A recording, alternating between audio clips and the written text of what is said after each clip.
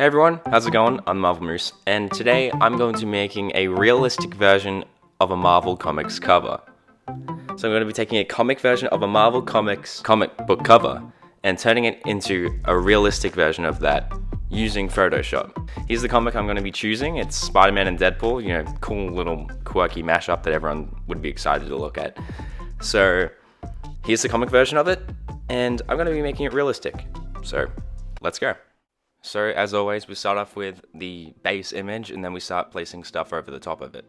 So I started with Deadpool. I wanted to make him a bit brighter so it suits the whole comic aesthetic a bit more. Didn't want to make it gritty because it's a bit cliche and overdone for Deadpool, so I wanted to make it really lighthearted and kind of goofy.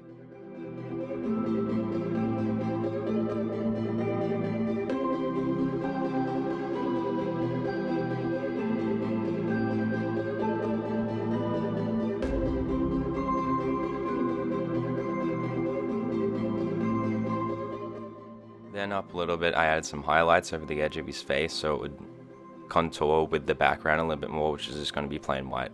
So it wasn't as dark and gloomy. I wanted it to be bright and over the top. Same goes with Spider-Man. I had to warp his face a little bit so the neck would just be off the screen because the comic book version of Spider-Man is a lot less realistic than the normal version. It's a bit more sort of elastic and not as fluid as a normal human body. So I added the neck, and the neck kind of, just like absorbed out of half the screen. Stupid way of pronouncing it. Why'd I say it like that? But yeah, so then I just did some shading around the hand. The hand is obviously made out of plastic here. You can quite clearly see that. I try and fix that a bit later, but it doesn't really matter that much because we know it's Spider-Man's hand. We know that it matters a little bit. Yeah.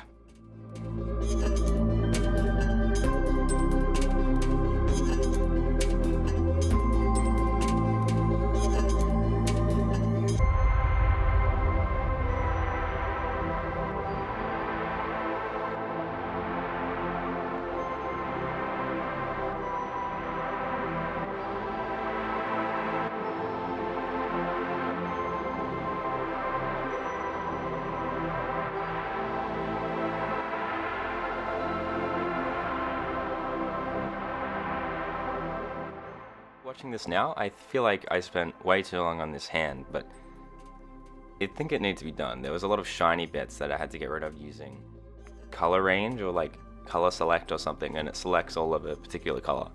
And I wanted to get rid of the white, so I selected all the whites and tried to make them red. It kind of worked, but it also didn't really. So to make up for that, I put a texture over the top that makes it look a bit more like his suit, so it didn't look as plasticky.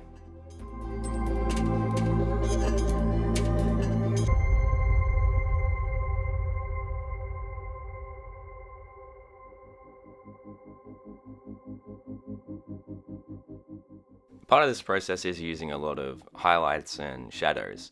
It's a pretty normal tool to use when you're doing Photoshop in a sort of realistic way.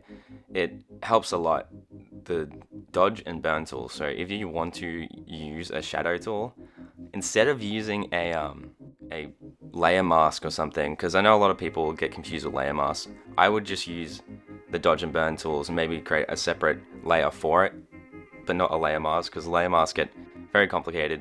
That's just my way there. I understand if you want to use layer masks as well. And here we got the logo behind them. This is probably my favorite decision I made when it comes to this artwork. This artwork is pretty simple, so I wanted to have as a realistic effect as possible. Maybe it's like a parody movie poster or something. So my favorite thing I did here was mocking the logo by using realistic textures and the real Spider-Man eye and the real Deadpool eye to really make it look like an MCU film.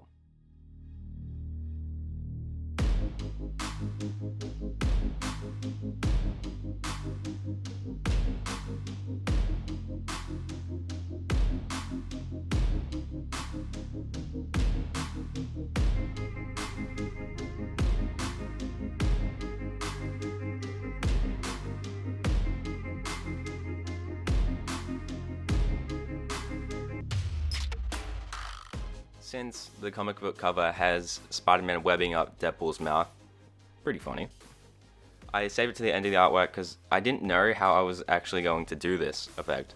I was going to look for a web texture or something, but then it hit me, I can just copy it over. It looks realistic enough, and I mean, hey, it doesn't matter that much. It's cartoony, it's kind of goofy, so I just did a color range select like menu option, and then I shaded it accordingly to Deadpool. And it worked out really well. I was so surprised with how this turned out, to be honest. Then I used like a not a drop shadow, but something similar to it, just to give it a bit more depth, and I used the smudge tool to smudge it out so it looked a bit more realistic. I was really happy with that decision too. This piece, again, very simple. I've done a lot more like complex things, but it's the small little details that sort of make it, so there we go.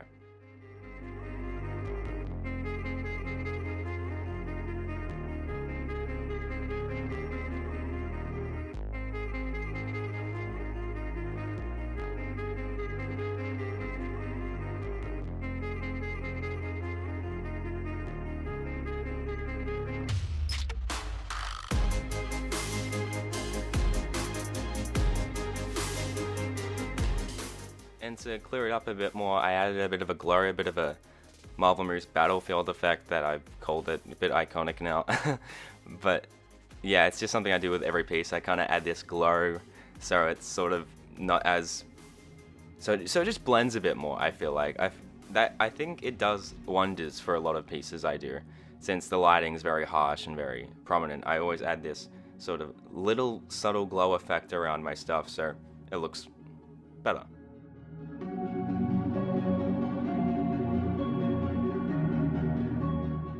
Then I added a camera raw filter to finish it off, and that always just fixes up everything. You can customize the colors, the tint, the vibrance, the saturation, and it's just amazing. So this is what I expected it to look like. Sometimes when I go into something, I'm like, oh, it's not gonna look as good as I think. It's gonna turn out better than I thought. It's the hard work's gonna pay off. This wasn't really hard work. I did this in about like an hour or something. Let me know if you want to see another one of these, because I feel like this was pretty cool. Or maybe like another Marvel mashup, you know, with like a film poster, because they're always a lot of fun too. Thanks so much for watching. Make sure to like and subscribe if you enjoyed. And if you want to see more, let me know in the comments, because I'm happy to make more of these. This was actually, it was pretty fun. It wasn't a time-consuming project. Yeah, it was just a bit of fun. So thank you so very much for watching. I'll hopefully see you next time. Arrivederci.